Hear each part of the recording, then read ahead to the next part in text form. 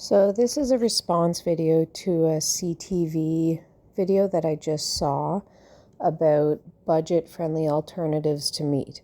And while I am all for having beans, legumes, stuff like that, there's some very pertinent information that they left out of it.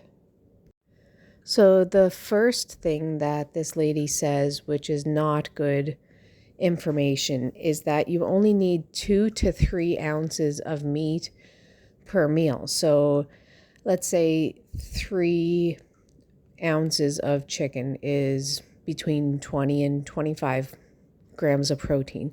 2 ounces, that's like 16 grams of protein. So if you have that 3 times a day, that's 1632. Like that's not anywhere near enough protein. That's not even 50 grams of protein in an entire day.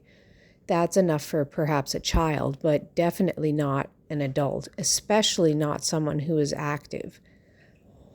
Another thing that they failed to mention is that while 1 can of chickpeas is equivalent in the number of grams of protein as like 3/4 of a chicken breast, but the calories are not anywhere equal.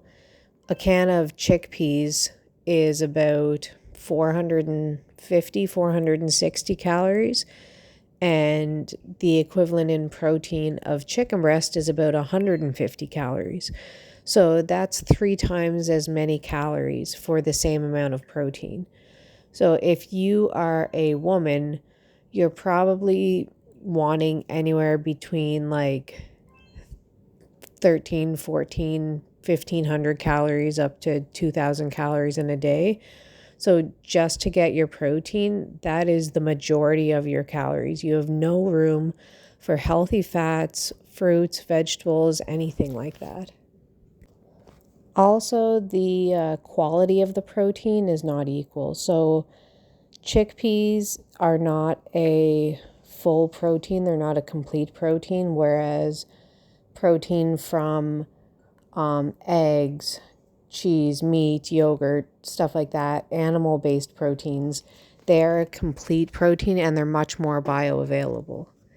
So just be wary when you get information from places like CTV about nutrition, because I don't think that they have your best interest in mind. Chickpeas, like, is it a can that's going to match the protein intake, say, of chicken breast, or how do we do that sort of? So a can, maybe 2 cans of chickpeas would be the equivalent of a pound of meat. Okay. Which would feed a family of 4. Sure. So, you know, not too bad. Where you're looking at $2.50.